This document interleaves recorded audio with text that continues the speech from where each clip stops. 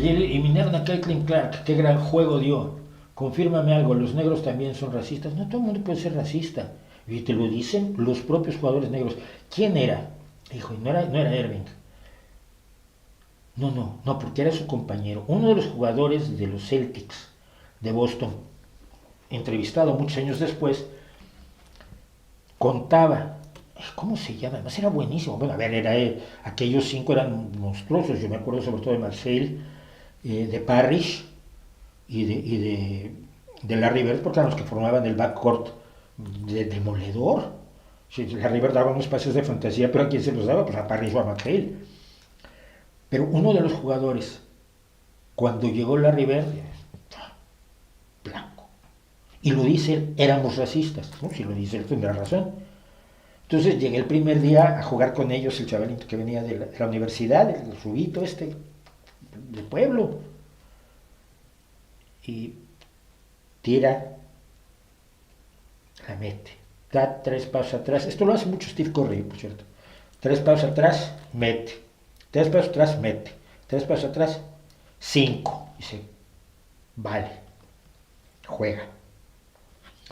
Sí, claro que eran racistas, por supuesto. El racismo es atribuirle a una persona defectos, problemas, vicios, atributos negativos de todo tipo por el color, por la raza que tú crees que pertenece. Las razas no existen, así que tú crees que alguien pertenece a una raza y crees que por eso tiene determinados atributos negativos. Por supuesto, hay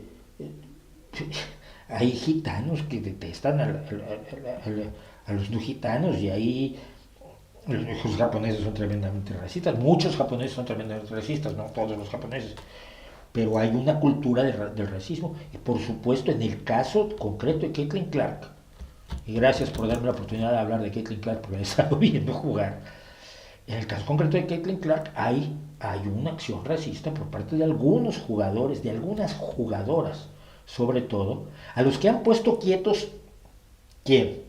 Charles Barkley, una leyenda. No tiene campeonatos, pero es una leyenda. Shaquille O'Neal, LeBron James, Steve Curry, que les han dicho, a ver, esta niña ha hecho que la gente se dé cuenta que hay un baloncesto femenino y que vale la pena verlo. Y no solo se ha echado a cuestas al equipo, sino que se ha echado a cuestas la franquicia completa. Entonces tú dices, ahora Lexi Hall está metiendo triples de esquina, pero muchos más que en sus temporadas pasadas. ¿Por qué? Bueno, porque le están dando los pases correctos, porque ahora cree que puede hacerlo porque está con Caitlin Clark.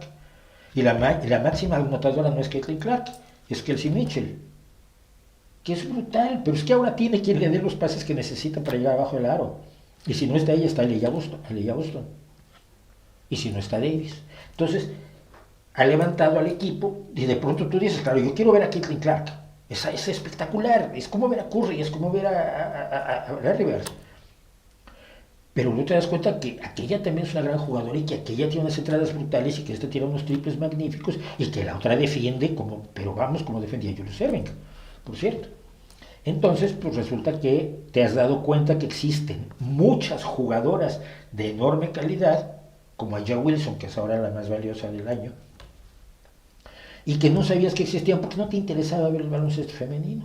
Y ahora que me puse yo a ver el baloncesto femenino, he descubierto una gran cantidad de jugadores y he descubierto que se divierte uno mucho, que es tan divertido, puede ser tan divertido el baloncesto femenino como todo el baloncesto que yo veo, incluso el de los sábados de aquí de la ciudad con el equipo al que yo sigo, que es el Círculo Gijón Baloncesto, Gijón Baloncesto ahora.